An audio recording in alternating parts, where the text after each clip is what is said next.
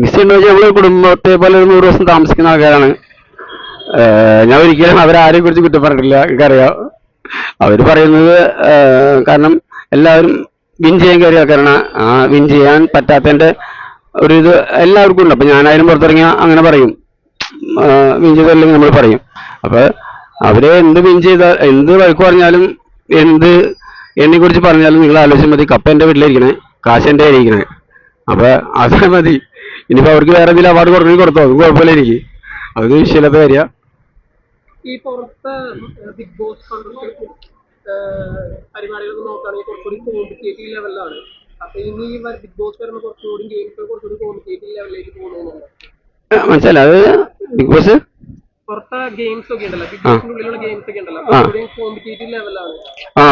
ഇവിടെ കുറച്ചുകൂടി എന്താ പറയാ, മീൻസ് കുറച്ചുകൂടി സപ്പോർട്ടീവ്, അങ്ങനെ ഒരു ഫ്രീ ഓഫ് നേച്ചർ എന്ന രീതിയിലൊക്കെ പോയിട്ടുണ്ട്.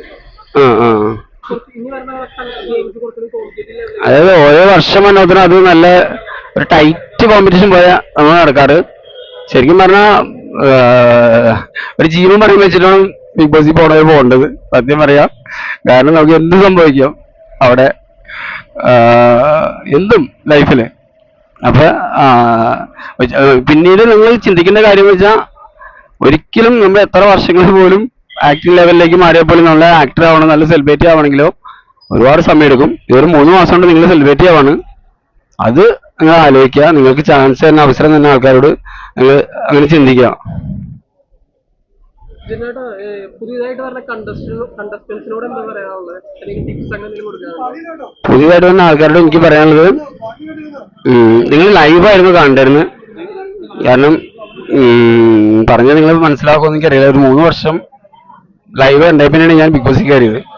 അത് ഒരു ഭാഷയിലല്ല, പല ഭാഷയിലും. നമ്മുടെ ശ്രീശാന്ത് മറ്റേ കപ്പടിച്ചില്ലേ, അവിടെ മുതൽ ഞാൻ ലൈവ് ആണെന്ന് വിളിച്ചതാ. സെക്കൻഡ് ഒന്നുമില്ല ആ സമയത്ത്, ഞാൻ ലൈവ് ആണെന്ന് വിളിക്കുന്നത്. അപ്പൊ ലൈവ് കാണുമ്പോൾ നമുക്ക് ഒരുപാട് കളികൾ മനസ്സിലാക്കാൻ പറ്റും.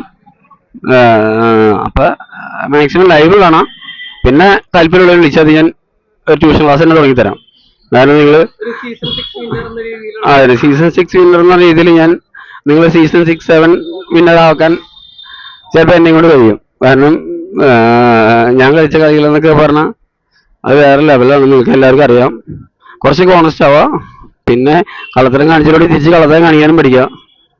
നമുക്ക് നമ്മുടെ ജനങ്ങൾ എന്ന് പറഞ്ഞിട്ടുണ്ടെങ്കിൽ എപ്പോഴും നേരെ ഞാൻ ശരിയാണെന്ന് മാത്രം ആൾക്കാരെ എല്ലാം അംഗീകരിക്കുക.